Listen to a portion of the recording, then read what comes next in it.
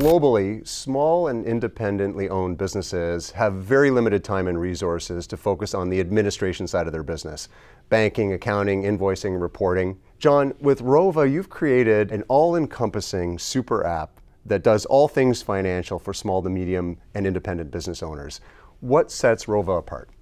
What we really wanted to do is to welcome any entrepreneur at the different stage of the journey they are, right? So for instance, let's imagine you are an aspiring entrepreneur.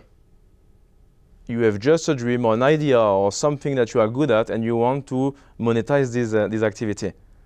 For that, the beginning of the journey will be the company creation, right? You come to us, download the app, we put you in touch with an expert that will guide you to understand what is a company, what type of companies do we have on the market. So we really educate the aspiring entrepreneur. After that, as we discussed, you need an accountant, right? So we are going to give you an accountant. So every month, our users speak to a live accountant, they close the books, they educate. And during the month, the only thing that really the entrepreneur has to do is to use the app, and automatically at the end of the month, everything is shared with your accountant, a meeting is organized between you and your accountant, and from a bookkeeping type of activities generally done by the accountant, here, as everything has been automated already during the month, the accountant doesn't need to match the expense and so on. He can spend time with the entrepreneur, looking at the numbers and advice, consulting. Advisory, absolutely. Right. Taking a step back on the banking side of it, you've taken the initiative to acquire a full bricks and mortar traditional bank. What was the thinking about acquiring a banking license as a mobile-first super app? Trust is key, right? I mean, we are in a, especially after what happened over the past months, when you see the different cases you have seen on the market more than ever, you know, the user must trust where they put their money. On the 8th of September this year, we reached an agreement to acquire 100% of Banco Empresa Montepio. It's a Portuguese bank, headquartered in Lisbon, Portugal, and it is a European bank, right? Regulated also by the European Central Bank in Germany, in Frankfurt, and that will allow Rauva to start really providing banking services, not with a banking partner this time, but as part of your operation. You've talked about and are implementing a roadmap to leverage quantum computing with Rauva. Why is quantum computing important? It's a good question, right? So we have different ways, for instance, to underwrite a loan, right? You have the manual intervention with an analyst, you have machine learning, standard machine learning protocol, and then you have quantum, right? When you look at the vast majority of data points that you have access to, right? So we have legal services, we have basically accounting services, banking services, open banking services. We have also metadata coming from a smartphone, for instance.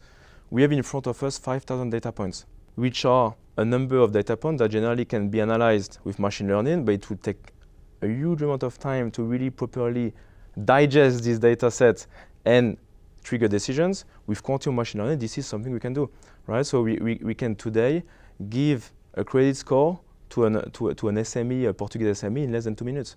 In less than 2 minutes today, we can give a credit decision if whether yes or not you are going to grant credit to this business and if this business is viable. This is, for instance, for credit, but quantum machine learning can also be leveraged for fraud detection, AML monitoring, right? You have all sorts of cases that can be organized with quantum, and for us, it's our secret sauce, it's our DNA, and this is Rauva. So you have the bank you've acquired, you're using quantum computing to give you an advantage in the market, but you're still a small player.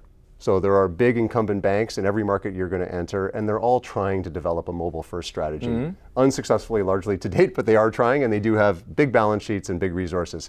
How are you going to keep Rauva ahead of them over time? You know, I think, and this is also something that can be possible now with quantum. More and more, it's not about banking or accounting, it's about the right proposition for the right individual or the right business. At the right time. Our unique selling proposition is not only an aggregation of different tools in the one super app. The real USP of Rauva is trying to find the right journey for the right user and to have 1 million type of journeys, not only one journey with 1 million customers, right? So really the tailoring part is key, and this is something that you can do through data, right? So, but I don't think we have a competitor, fortunately or unfortunately, because we need to educate the market. For us, we spend a lot of time to educate the market, to explain what is possible today, right? So it's not obvious for everyone in the market. We are the first one. It's an education and awareness challenge. Absolutely. Versus a big competitor challenge. This is what it is. When the user or the lead generally becomes aware of what is Rauva and what can be done with such a proposition, it's a no-brainer.